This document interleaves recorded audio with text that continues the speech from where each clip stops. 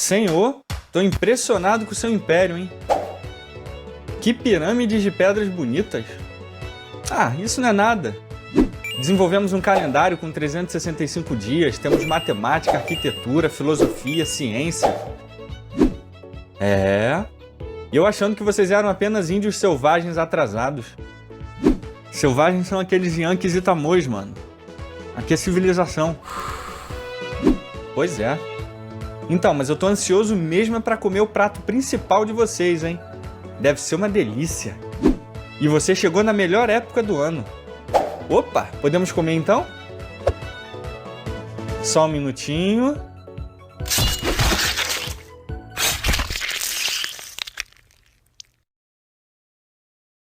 Bom apetite!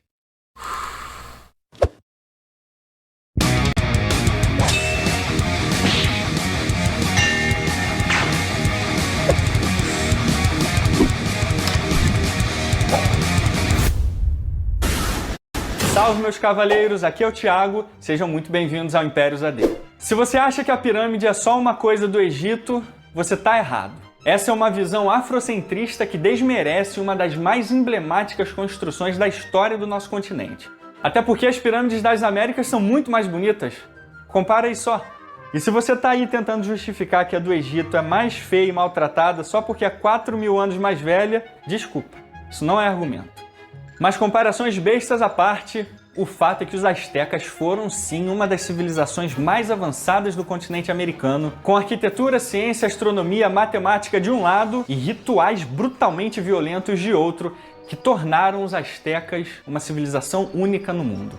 Mas só uma coisa foi mais rápida do que a ascensão do Império Asteca: a sua queda. Porque para o Império surgir, um outro tem que cair. Irmãos, eu acabei de ter um sonho incrível. Que sonho, cara? Conta pra gente. Era uma vez 7 tribos que deixaram 7 cavernas e se tornariam um grande e poderoso império. E seu líder seria escolhido pelos deuses. Cara, que legal, mano. E quem seria esse líder, irmão? E essa é uma história muito legal, dando uma origem mítica à civilização asteca, até que vem a intrometida da arqueologia e da ciência partindo do nosso coração, dizendo que não tem nada desse negócio de 7 tribos saindo de 7 cavernas, só porque uma profecia disse depois de algum cara ter fumado alguma coisa. Na verdade, o que existia era uma quantidade quase infinita de tribos na América Central que começaram a migrar para o sul para fugir da fome e seca a partir do século X.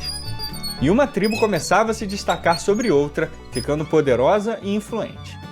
Aliás, como você acha que uma tribo se destacava sobre outra, hein? Checkmate? Pô, mano, você venceu. Meu território é seu agora. Se você pensou isso, você tá errado. Porque como todo bom índio americano, as coisas eram resolvidas assim. E assim. E assim eles viviam e cresciam, dominavam e se jantavam até que... Toque, toque. Quem é? Os mexicas. Esse é o nome raiz deles. E como eu duvido que você tenha percebido, o nome México é em homenagem aos mexicas, mas o nome mais legal era esse: Astecas. Eram astecas porque moravam aqui, Aztlán, que pode ou não ter existido. E eles falavam a língua náhuatl. Eles foram os últimos a migrar do norte e quando chegaram aqui, no Vale do México, em 1250, foram recebidos pelo rei dos Acolhuas. Quem é o líder de vocês? Se apresente imediatamente.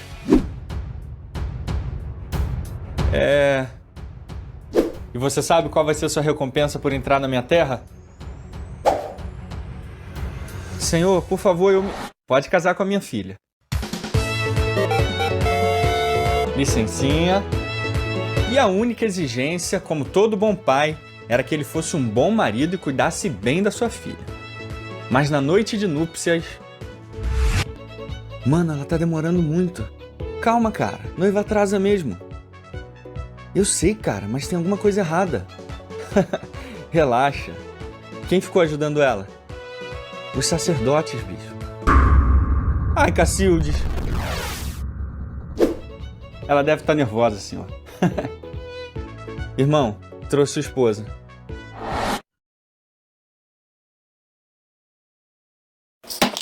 Senhor, os astecas escalpelaram sua filha. O que devemos fazer? Matem todos. Os sacerdotes astecas tinham arrancado a pele da mina fora, dizendo que foi ordem dos deuses. E aí você imagina o que aconteceu com os astecas, né? Então, de Chapultepec... Interrompemos a programação para um comunicado importante. A partir deste momento, todos os nomes que eu pronunciar podem e devem estar errados. Obrigado pela atenção. Então, de Chapultepec, eles migram mais ao sul em busca do lugar ideal para assentar. Ok, verifica a lista aí. Aqui tem água limpa? Sim, senhor. Tem solo fértil? Sim, senhor. Tem árvores frutíferas? Sim. Dá para criar rebanhos? Sim, senhor. Muito bom. Ah, quase esqueci o mais importante. Uma águia devorando uma serpente no cacto. Isso eu não vi, senhor. Então esse lugar não presta. Vamos embora daqui.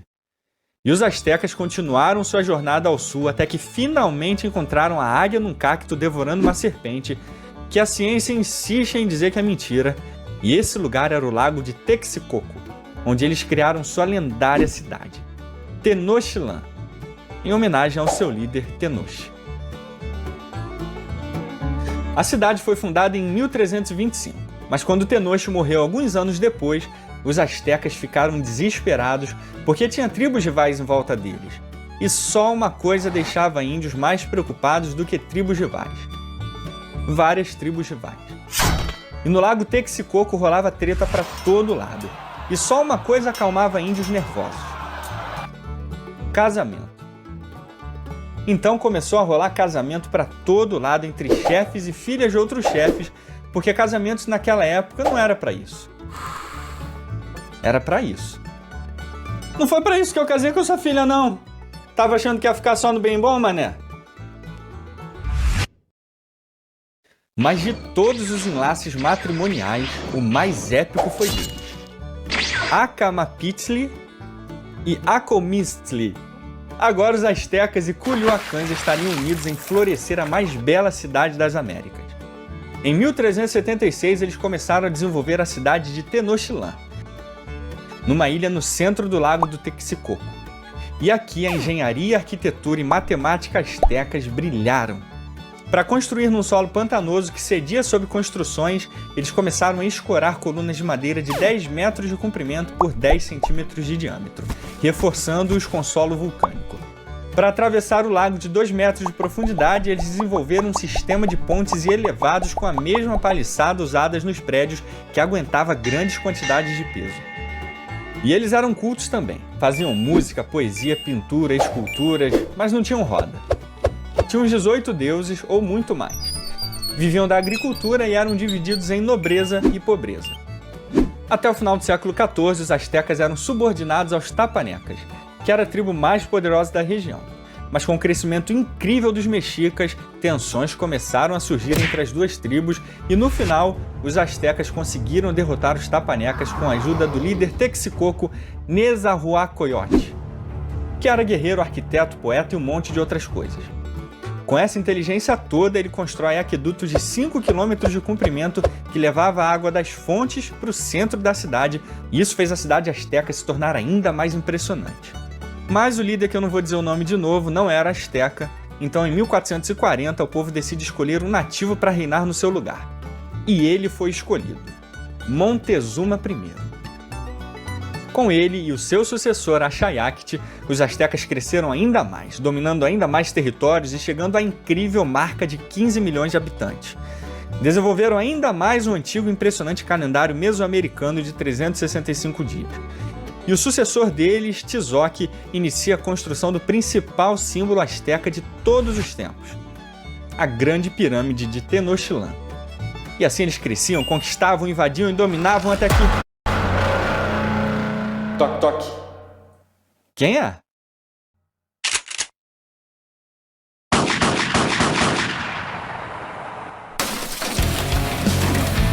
Os espanhóis.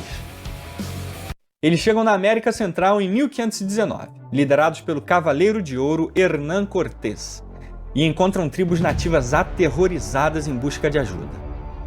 E o motivo do pânico era justificado. A civilização mais avançada da América era uma das mais cruéis máquinas de matar da história. E seu líder, Ahuitzotl, seria um dos maiores genocidas que esse continente veria. Na inauguração de seu grande templo em 1487, ele teria sacrificado de 20 a 80 mil prisioneiros durante 4 dias apenas e sem parar no topo da pirâmide enquanto o sangue escorria como um rio e seus membros eram cortados e lançados escadaria abaixo para serem comidos pelo povo. Mas a brutalidade asteca já era uma velha conhecida das tribos vizinhas. Por 200 anos, elas eram devastadas pelas invasões astecas em busca de pessoas para os seus rituais. O mais clássico e terrível deles eram os sacrifícios onde prisioneiros eram segurados pelas pernas e braços sobre um altar no topo da pirâmide e tinham seus corações arrancados enquanto ainda batiam no peito da vítima. Depois, o coração era colocado na mão de uma estátua divina e os membros lançados escadas abaixo para serem consumidos. E o dono do prisioneiro ficava com a parte considerada melhor, as entranhas do morto. Outro festival, conhecido como o Esfolamento dos Homens, era feito em honra ao deus Xipe-Topec. O ritual começava com um típico arrancar de corações de centenas de prisioneiros. No dia seguinte, prisioneiros eram amarrados em uma pedra e ganhavam porretes para se defender contra jaguares e outras feras que eram soltas perto da vítima. E como você já deve imaginar, não adiantava muita coisa e os prisioneiros eram despedaçados pela fera. Então o sacerdote abria o prisioneiro no meio e entregava para os participantes comerem as entranhas.